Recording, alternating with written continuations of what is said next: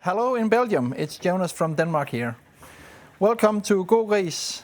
Here we are in our brand new facilities for free-farming sows. On the farm here we have 1,050 sows and we have the full line production to finish us. So we provide all our piglets to the Danish Crown Company just nearby. We also have around 1,000 hectares of land, so we are almost self-sufficient on the grain part of our feed. The challenge in the next 10 years to come, from my point of view, will be the license to produce, that we are aligned with the local community, the accept of the way that we produce, that we show the community how we produce. Second thing will be the sustainability agenda, all about animal welfare, about the emissions, the climate change, the sustainable economy, how we can afford to invest in technology, in animal welfare and still get a good payoff. So that's just some of the points that I will point out for the next 10 years to come. Das große Problem, was wir haben, ist, dass wir in Zukunft wärmere Sommer wahrscheinlich kriegen, höhere Verdunstungen und wir nicht mehr hinterherkommen mit der Beregnung. Jeder im Garten merkt, im Sommer wird der Rasen braun, der wird beregnet und nichts anderes machen wir auch und es wird aber mehr sein in Zukunft. Going forward towards 2040, we have challenges. And one of the key ones at the moment that we're hearing a lot about is climate change. We have our part to play in agriculture, and there's a lot of technologies that are going to help climate mitigation. We can't get away from the fact that we have to do what generations before us have done, and we have a social responsibility to farm with nature and have that integral to our approach to farming. If we can do that, we'll have done no harm and we'll have also done a lot of good. I would hope that farmers can move to more of a management level and they're using the data that they're getting from their technology to make higher quality decisions, because that's key. We're getting loads of data now, but the key is going forward is to make high quality decisions with that data and be able to do it at a high quality level each time. So I think going forward here, the growth in our farm will probably come from increased productivity from the cows we have.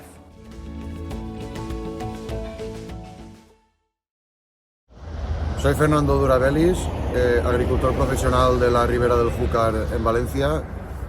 Cultivo naranjas, arroz y caquis.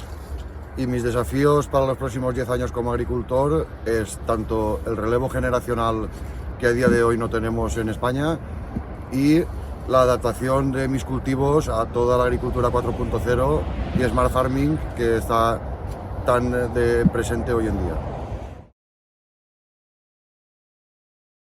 Bonjour, je me présente, Marc-André Hénin, agriculteur à Bourrin. Je travaille dans une ferme en bio depuis 2009. Nous sommes à 4 et dans cette ferme nous travaillons donc sans pesticides, sans aucun engrais. Nous produisons du lait, de la viande et des céréales panifiables. Tous ces produits sont faits à un prix plus que compétitif par rapport aux produits industriels. Nous avons en plus de ça 10% de notre surface qui est en réserve naturelle, 12 km de haies, des mares, et en même temps nous préservons l'eau et nous avons un très bon impact par rapport au climat. Alors vous l'aurez compris, il y a énormément d'enjeux en agriculture et ma question et mon défi pour l'avenir, c'est comment faire pour ne plus être monocritère et donc ne pas juste prendre la considération du climat ou juste la considération de la biodiversité, et comment faire en sorte que les consommateurs soient avertis de cet équilibre qui est ô combien important pour l'agriculture, la durabilité de l'agriculture. Hello, my name is Elias Fragiadakis. I come from Ires, a place near Matala at the south Heraklion of Crete. I am an agronomist and producer. I am currently in the greenhouse unit of our family business. I love the land and my place, and that made me study agriculture in order to improve and continue what the previous generations started. The biggest challenge for all of us is that we will not have the working hands we need to produce our products. And this is not just about our industry. Another challenge is that if the water from the rains is not utilized to the extent needed, we will face a drought problem. Then, what worries me is that young people do not want to deal with the land or live in the countryside because of the difficulties that exist. However, I try to be optimistic and do what I love by searching the answer to the same question: where do we go as humans? Hello, my name is Wojciech Picha. I'm 24 years old, farmer from Czech Republic, and right now we are standing in one of our fields.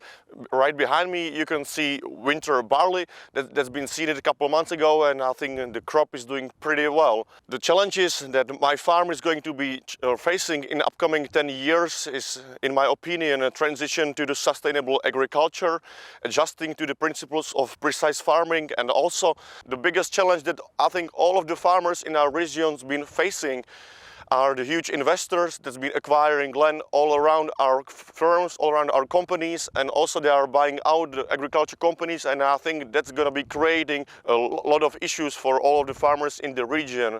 But I stay always positive. I think in 2024 we have a lot to look forward to, and I think it's going to be a great year for all the farmers in the European Union. Thank you very much and take care. Bye-bye. Hello to all the people who reflect on agriculture. Dedicated farmers deserve the best architect for the agriculture of tomorrow. As a fruit farmer from the west of Flanders, I find inspiration in the 3 P's: profit, people, planet. In the production of apples and pears, it's very important to have an economical, equal level playing field all over Europe. Farmers must be able to evolve with the current prosperity through a sensible market policy. In that way, we create a foundation for economical, healthy agriculture. I fight for respect for the hard-working seasonal workers. They deserve a good social status and honest salary. Thanks to them, we can harvest our delicious fruits. Maybe we don't see them, but they are very vital for every fruit producer. Throughout history, farmers have always been responsible for nature. For pesticides, we don't need a blind rush to zero policy, but a sensible evolution to smart use of these products. The past decennia, the focus was too much on cheap production and didn't help us in that way.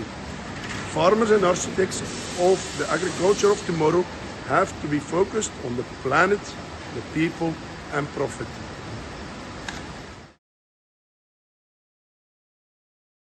My name is Alice. I'm a farmer and I grow rice in Cascina Schiena, in the middle of the field near Vercelli, between Torino and Milano. The biggest challenges, I think, for the next years is the uncertainties, market volatility, uncertainties in the world equilibria, in weather. There has been a terrible drought in 2022, water bombs last year, windstorms. So I think that to be more resilient, we have to understand that we not only have to be farmers and produce food, but also be custodians of our territory. So try to diversify, carry on projects for biodiversity, direct selling, education with schools, having well in mind that preserving the environment is not enough, that we have to give back to nature for a better future for us and our children. Welcome to our sheep shed in Austria. My name is Evelyn and I run our family farm now in 5th generation. We produce organic lamb based on grassland in the Austrian Alps. I see a lot of challenges in the future, but nevertheless I'm very proud to be a farmer. Since we work and live with nature, climate change will be one of the very important tasks in the future. Not only because of extreme weather conditions we have to face, but especially because of its results, like decrease of our feed production for our animals or a lack of water on our pastures. People want to spend less money for their food, but also for high production standards. So, in agriculture, we highly depend on subsidies. Young farmers in my country miss the appreciation for their work. Less young farmers want to take over the farm and find jobs with higher salaries and better work-life balance. As a sheep farmer, large carnivores will also have a high impact on our production in the future.